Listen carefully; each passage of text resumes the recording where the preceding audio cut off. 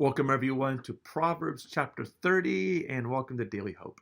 Here we have the sayings of Agur, the son of Jacob, and he is going to drop some wisdom on you right here in verse 7.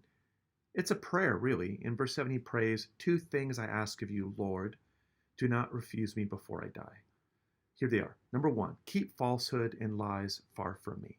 That's number one. Number two, give me neither poverty nor riches.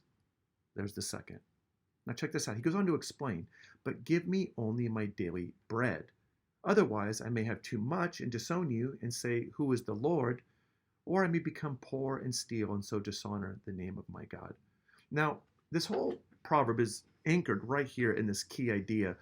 Uh, Give me only my daily bread. Now that should ring a bell, right? It's in Matthew 6:11 when Jesus prays that great Lord's Prayer, that priestly prayer, "Our Father who art in heaven, hallowed be thy name, thy kingdom come, thy will be done on earth as it is in heaven. Give us today," here it is, "our daily bread."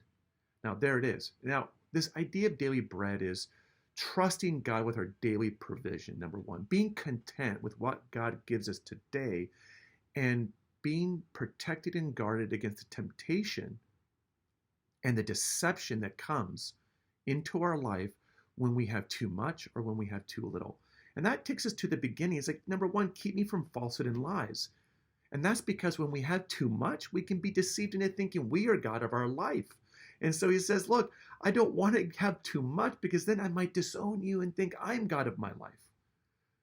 Or the temptation can be, and the deception can be when we have too little, that God has abandoned us. And now we must take things into our own hands and cut corners to get what we need in life. And he says here, or I may become poor and steal and so dishonor the name of God.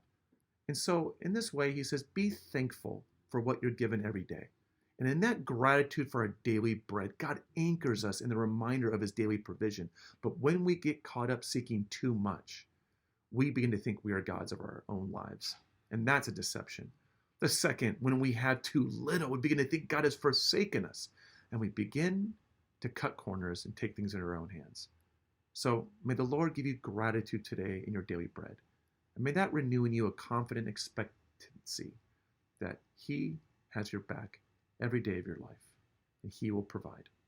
God bless you. Have a great week.